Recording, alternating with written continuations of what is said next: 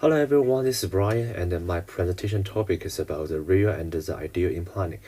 Today, planners will face more new challenges, which means that the planning becomes a more dilemma, and the planners have to deal with the complexity of issues, face more constraints and contradictions, and choose between unsatisfactory options.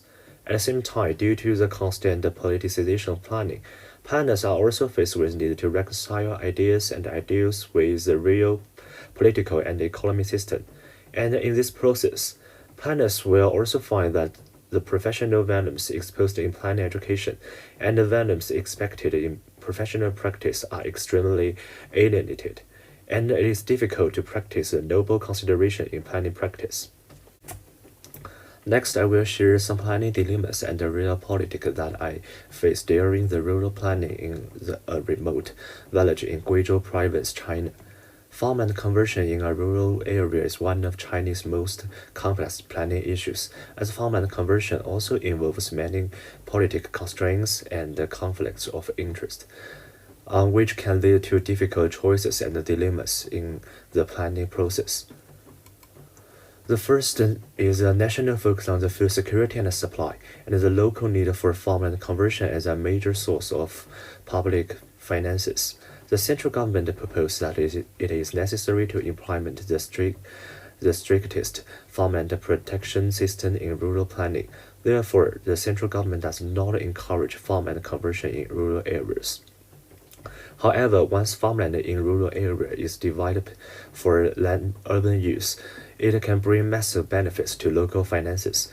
Local authorities realize that relying on agriculture alone will not improve local disadvantages, so they hope that we can try to convert part of the farmland through the planning process, while the local institutions can obtain more land that can be used for commercial and tourism development through the private farmland acquisition.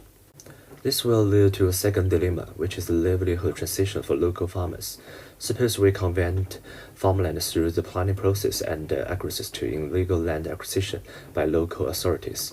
Although it can promote the growth of local economy, the most vulnerable local farmers still rely on agriculture to survive. Under Chinese family responsibility system, constructing farmland can still ensure the basic livelihood of many farmers. The impacts of farmland conversion may cause them to lose their farmland and basic social security, thereby depriving their basic livelihoods. In the end, we rejected the proposal of local authorities. We only agreed to use a small part of abundant farmland to develop tourist facility and infrastructure. Although our proposal complies with the farmland protection policy proposed by the central government and protect the primary livelihood of most vulnerable farmers, we still clearly recognize that this plan will not effectively improve the local disadvantages, and the poverty situation will continue. The next page is my reflective question. So this is all my presentation. Thank you everyone for listening.